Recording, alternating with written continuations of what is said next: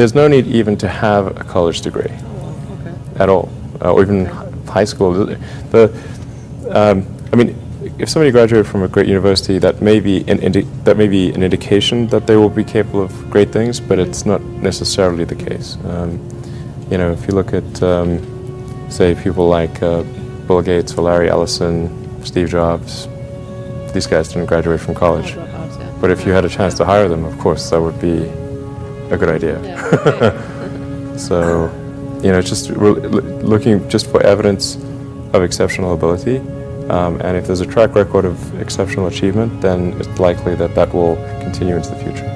Well, the actual completion of the degree won't matter, but what does matter is the knowledge base.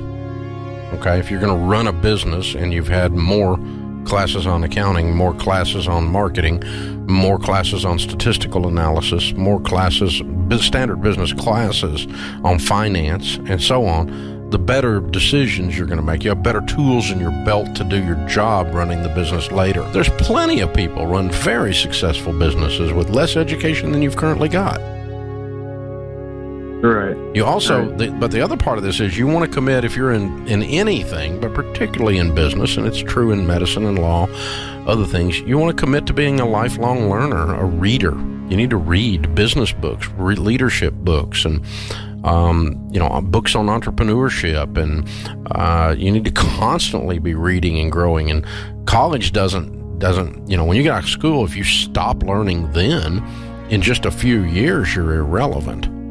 So you have to keep reading and growing and learning all the time. You have to keep adding to your knowledge base as you go. If you keep doing that, you'll be fine. I think universities facilitate it, because you can go to university to not be something instead of going to university to be something, and it's Pleasure Island. And the price you pay for it, especially in the US, is debt. And you're enticed into it because the administrators can pick your pocket. So they rob your future self while allowing you to pretend that you have an identity, right? Very nasty.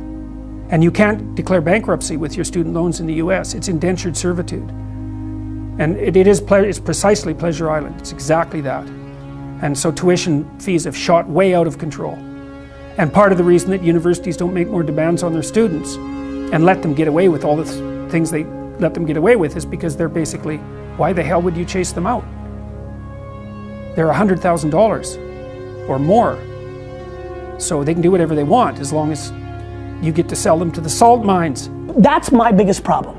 The biggest problem in the system right now is parents are forcing their kids to go and aren't paying. The biggest problem with college is parents are being pieces of shit.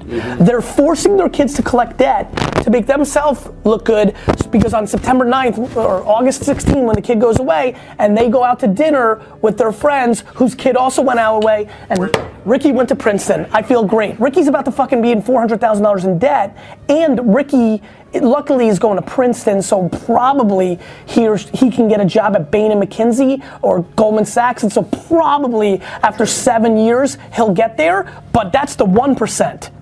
The kid that's going to Penn State, that's getting fucking $189,000 in debt, who parents feel good because they only went to community college, but Penn State seems like a level up, but they're not paying, they don't have the money, and they're making you go. That's the norm. And that kid isn't graduating Penn State in 2022 with anything. The reality is, the world changed.